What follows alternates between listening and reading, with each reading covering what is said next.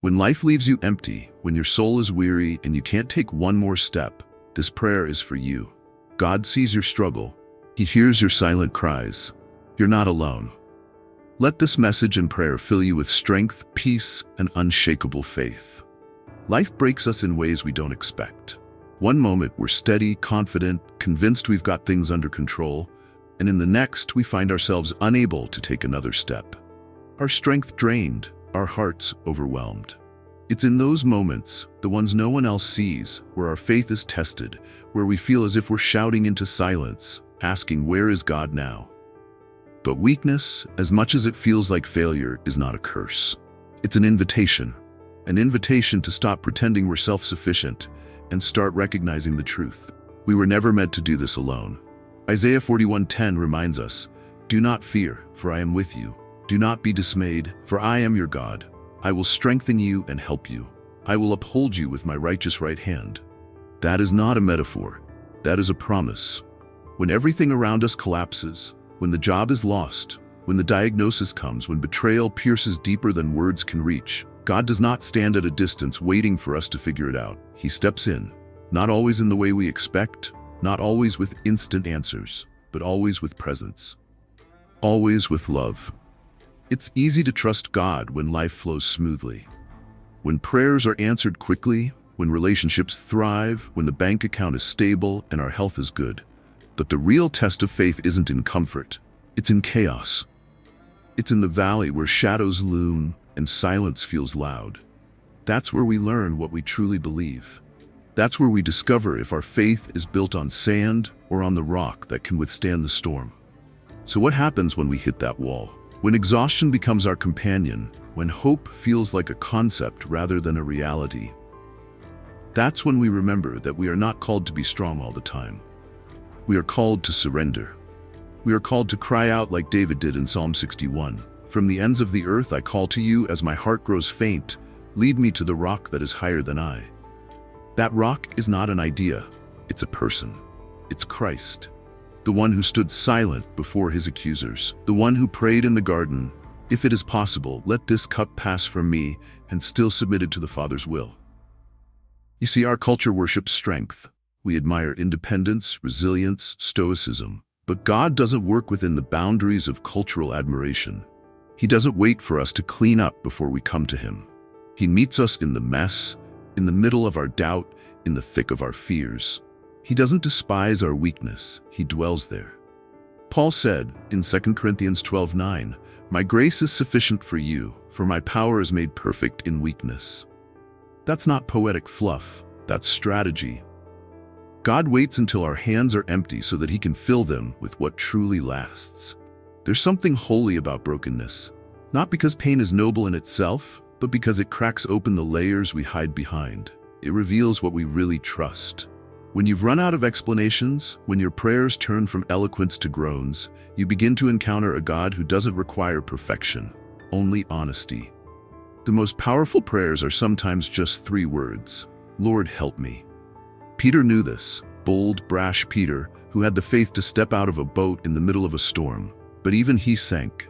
Even he panicked. And what did Jesus do? He didn't scold him. He didn't say, "You should have believed more." He reached down and pulled him up. That's what grace looks like. Not a lecture, but a hand. Not punishment, but presence. Maybe you've been praying for months or years for a breakthrough that hasn't come. Maybe you're wondering if God has gone silent. But silence is not absence. It's preparation. It's God doing work below the surface, forming you in ways comfort never could. The seed does its deepest growing in the dark. Faith is forged not on the mountaintop, but in the valley. And when you come through it, you won't just know about God, you'll know him. Personally, intimately. The world tells us to fake it until we make it. Smile, push through. Don't let anyone see the cracks. But God invites us to come broken, come tired, come burdened. "Come to me all who are weary and burdened, and I will give you rest." Not more rules, not more striving, rest. That's radical, that's countercultural, that's God. We serve a God who isn't threatened by our emotions. Jesus wept at Lazarus' tomb even though he knew resurrection was moments away. He didn't dismiss grief, he joined it, he stood in it. And he stands with you right now. In the middle of your anxiety, in the quiet ache you carry, in the questions that go unanswered. He is not afraid of your anger, your confusion, your despair. Bring it all. Lay it bare. Because when you do, something shifts. You realize that prayer isn't about impressing God. It's about encountering Him. It's not a formula. It's a relationship. One where you can say, God, I don't understand, but I'm still here. One where you learn that faith is not the absence of struggle, but the decision to trust in the midst of it. The enemy wants you to believe that your failure disqualifies you, that your weakness makes you unusable. But look at the people God used throughout Scripture. Moses, who stuttered; Elijah, who wanted to die; Jonah, who ran; Thomas, who doubted; Peter, who denied; Paul, who persecuted. None of them were strong on their own. They were chosen in spite of, and often because of, their weakness. Because God's not looking for perfect vessels. He's looking for surrendered ones. Ones who will say, here I am, Lord, use me, even if I'm scared, even if I don't have it all together. That's the posture that moves heaven. That's the attitude that shifts atmospheres. We keep waiting for circumstances to change, but God is more interested in changing us. He's refining your character, teaching you how to trust when there's no visible evidence, training your spiritual muscles so that you don't just survive, but thrive in adversity. That's what it means to walk by faith and not by sight. It's not blindness, it's alignment. Saying, even if I don't see it, I believe you're still good. And sometimes the breakthrough doesn't come in the form we expect. Sometimes healing looks like peace instead of cure. Sometimes restoration comes in the form of inner transformation rather than external resolution. But always, always, God is working. Romans 8:28 doesn't say everything is good. It says He works all things together for good. That's a different promise. It's deeper, more mysterious, more beautiful. So when you're in the fire, don't assume you've been abandoned. Remember the three men in the furnace, Shadrach, Meshach, and Abednego. They weren't spared the fire. They were met in it. And the fourth man, who looked like the Son of God, walked with them. They came out not even smelling like smoke. That's what God does. He doesn't always take you out, but He walks with you through. Faith isn't pretending things are okay.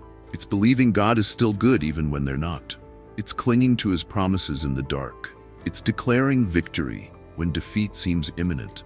It's praising before the walls fall down. It's praying not for escape, but for endurance. There is strength in simply staying, in not giving up, in choosing to get up one more time than you fall. That's resilience. That's faith in action. Not flashy, not loud, but deeply rooted. The kind of faith that hell trembles at, because the enemy can't defeat someone who refuses to let go of God, even when it hurts. And if you're in that place today, barely holding on, I want you to know it's okay to not be okay. It's okay to feel weak. God is not disappointed in you. He's with you. He's holding your hand. Isaiah 41:13 says, for I am the Lord your God, who takes hold of your right hand and says to you, do not fear, I will help you. That's not a vague comfort, it's a personal commitment. So breathe, rest, cry if you need to, and know that heaven is not indifferent to your pain. The one who formed the stars also counts your tears, and none of them are wasted. The story is not over. The final word is not despair. Resurrection always follows crucifixion. Morning always follows night. Joy comes in the morning, and if it's not morning yet, that just means God's not done. So keep praying, even if it's silent, even if it's messy, even if it's just sitting in His presence with no words at all. That's still prayer. That's still faith. That's still worship. And when you don't know what to pray, let Scripture speak for you. Let Psalm 46:1 be your anchor. God is our refuge and strength, and ever-present help in trouble. Let Deuteronomy 31:8 remind you. The Lord Himself goes before you and will be with you. He will never leave you nor forsake you. Let Romans 8:38-39 assure you that nothing can separate you from His love. This is not the end of your faith, not the end of your calling, not the end of your usefulness. God is doing something in you, something eternal, something holy, something beautiful. Trust the process, trust the potter. Even when the clay feels like it's breaking, it's actually being shaped. And the hands that shape you have never dropped anyone. They won't start with you.